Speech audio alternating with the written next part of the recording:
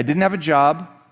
My girlfriend, now wife, was working, and I had one thing that I had as a responsibility every day, and that was to make her a sandwich before she came home for her lunch break. I cheated my way through high school because I knew that I needed to get good grades, but I didn't want to put in the work.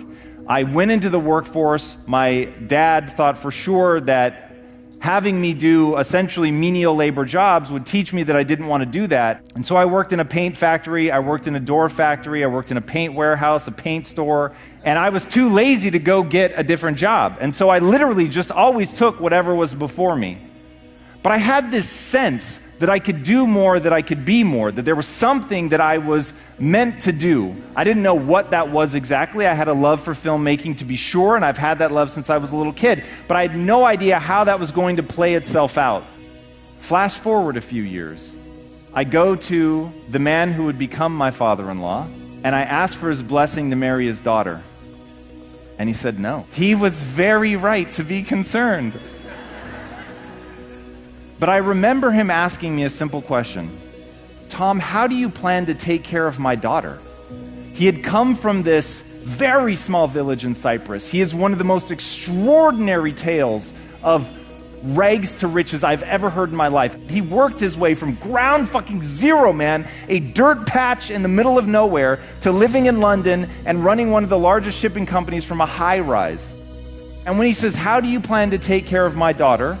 My answer is, sir, I know what you see before you is a broke, undereducated kid, but I'm the most ambitious person you've ever met. He was skeptical. And the reason he was skeptical, this is about 15 years before I built $1 billion company. I would lay in bed for up to 4 hours a day, every single day, because I couldn't motivate myself to get out of bed. I was absolutely terrified. Every time I looked in the mirror, I saw me staring back, and I knew how lazy I was. I knew how afraid I was. I knew how insecure I was. I knew that at my core, I wanted people to like me, and I was terrified that they had every reason in the world not to like me. All I was trying to do was campaign. I was trying to posture. I was trying to create the illusion that I was something, because that seemed like I could do it fast, instead of just buckling down and doing the hard-ass work of becoming somebody new. How is the worst thing that ever happened to me actually secretly the best thing that's ever happened to me? And so suddenly I started saying, how is this shame of sitting in bed, how is this the best thing that's ever happened to me?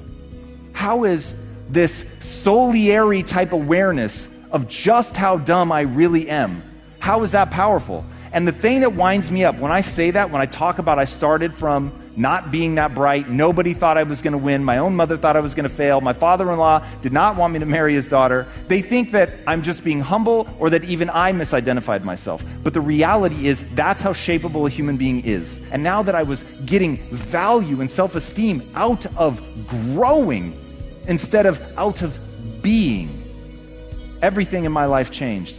So 15 years later, my father-in-law visits the US for the first time since we started Quest, and I'm taking him around the production floor, and there's 300,000 square feet, there's 800 employees, the bars are coming off the line at 1.5 million a day, people are coming up and thanking me for having a job and for the way that we run the company and all that. And I turned to him and I said, Andreas, do you remember asking me how I was going to take care of your daughter? And he said, yes. And I said, how am I doing? And he just burst into tears. And the punchline of that story, it does not matter who you are today.